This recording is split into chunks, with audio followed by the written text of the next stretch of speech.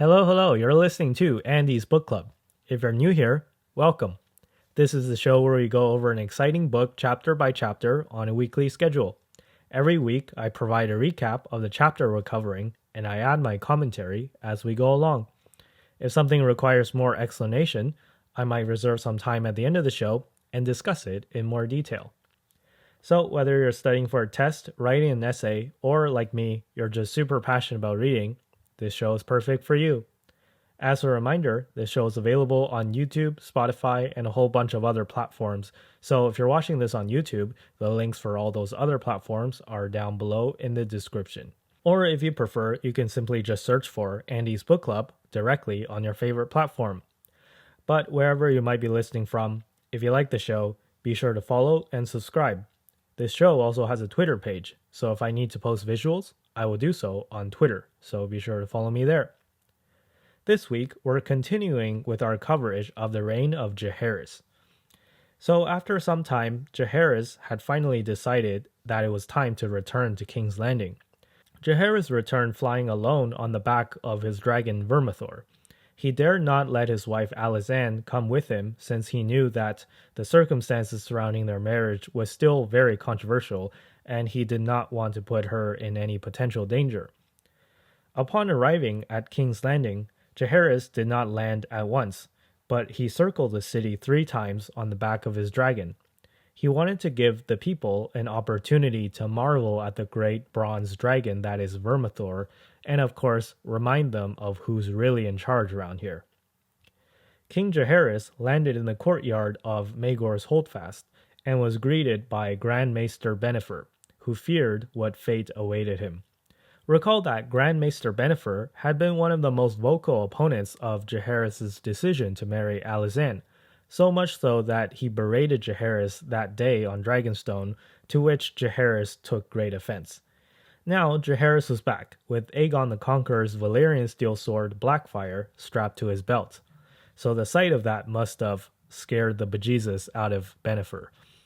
But to the relief of Bennifer, it appeared that Jaehaerys did not hold a grudge. He simply smiled and stated to the other lords that had gathered already to greet him that they had work to do.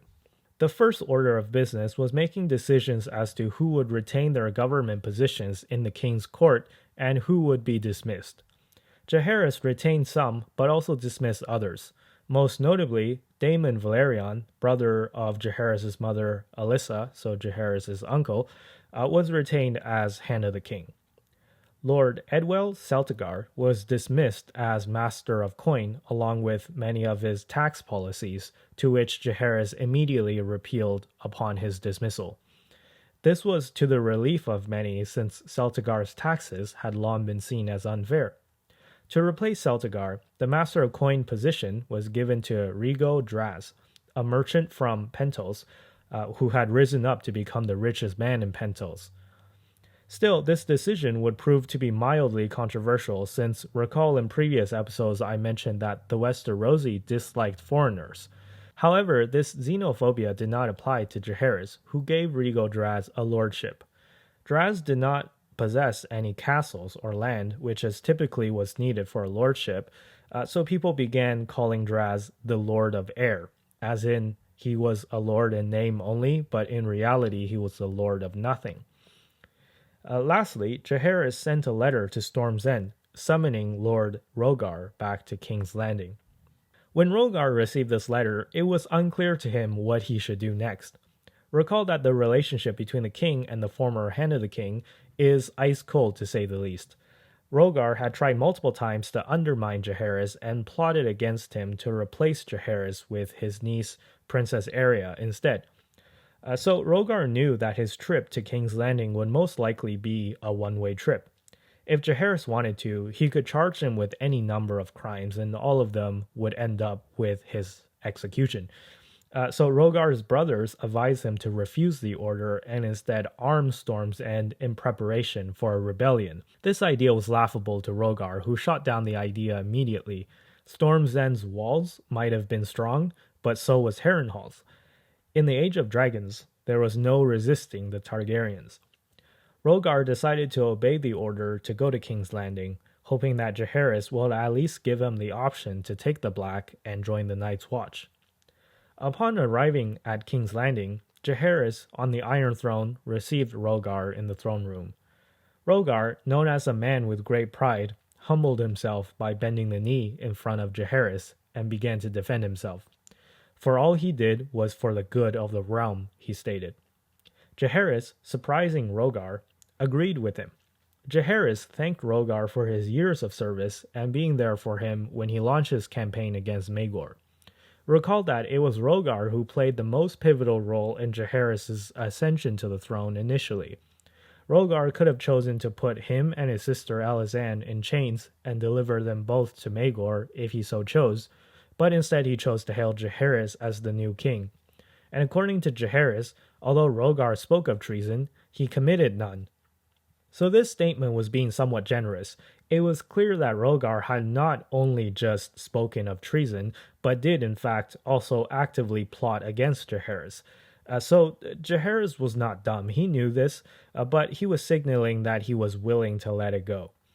To Rogar's shock, Jaehaerys then pardoned him for all his crimes, on the condition that he never speak ill of Jaehaerys or his queen Alysanne ever again. This gave an opportunity for Rogar to rekindle his relationship with his wife Alyssa, whom he had become estranged ever since their argument which caused Alyssa to dismiss him as the Hand of the King. But all of that was water under the bridge now, and in the feast that followed the day that Jaehaerys gave Rogar clemency, Rogar would raise a toast to the new Queen Alysanne, signaling that he had by now fully accepted her as the new queen. Afterwards, Rogar and Queen Dowager Alyssa would both return to Storm's End together as man and wife again. As with Rogar's brother, Orryn, Jaehaerys stated that he could not go unpunished for his crimes of plotting with Rogar against him, so Jaehaerys sentenced Rogar to 10 years in exile. Orryn never did return to Westeros. He spent the first bit of his exile in Tyrosh, where he married the daughter of the Archon of Tyrosh, the very girl that Rogar had suggested Jaehaerys marry years ago. Together, Orryn and his new wife had a daughter. However, after the term of the Archon had ended and another ruler took over Tyrosh, Orryn and his family was forced to leave for Muir, where he joined a mercenary company called the Maiden's Men. It was then reported that he was killed in a battle in the disputed lands of Essos sometime later. His wife and daughter were also never heard from again.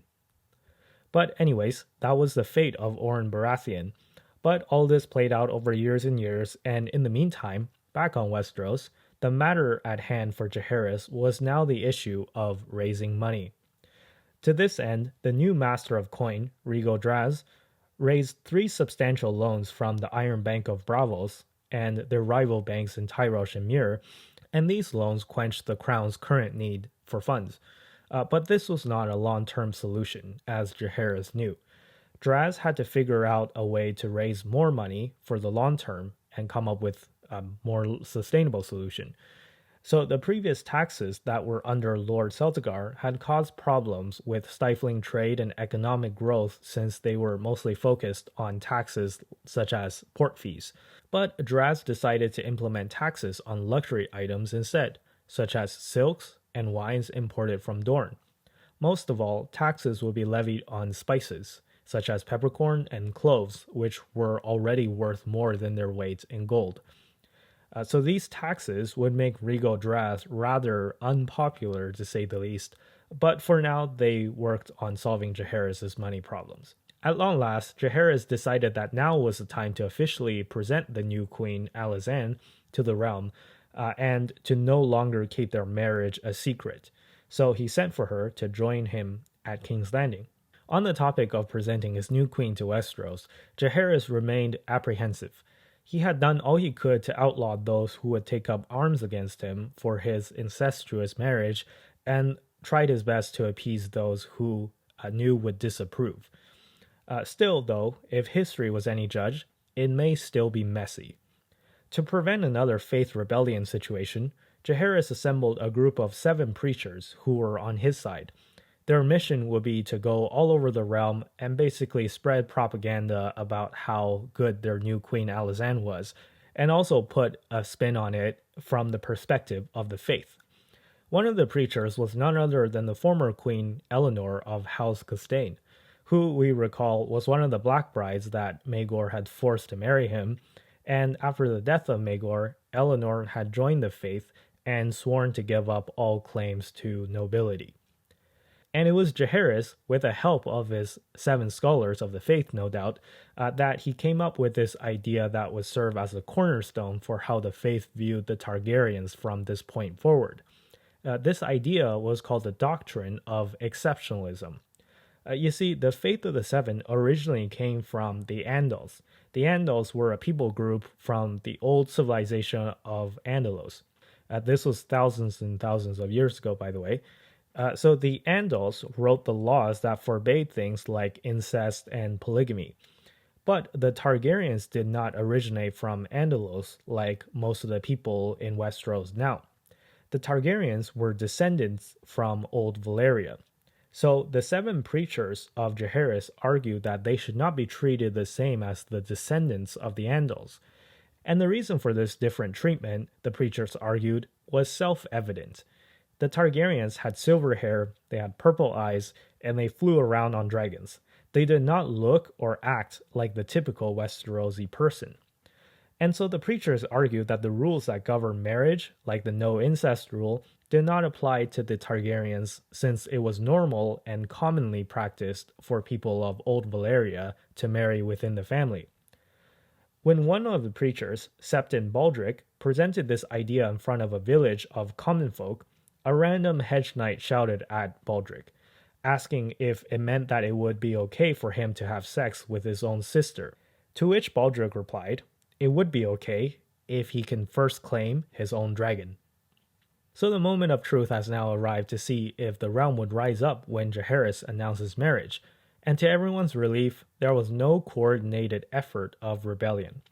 Sure, there were still some here and there that complained and made their displeasure known, but all in all, there wasn't anywhere close to the pushback that was received when Jaehaerys' older siblings, Aegon the Uncrowned and Rhaena, announced their marriage.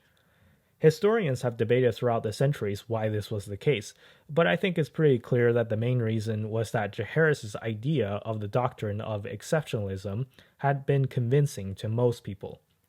In any case, that's another huge hurdle out of the way for Jaehaerys.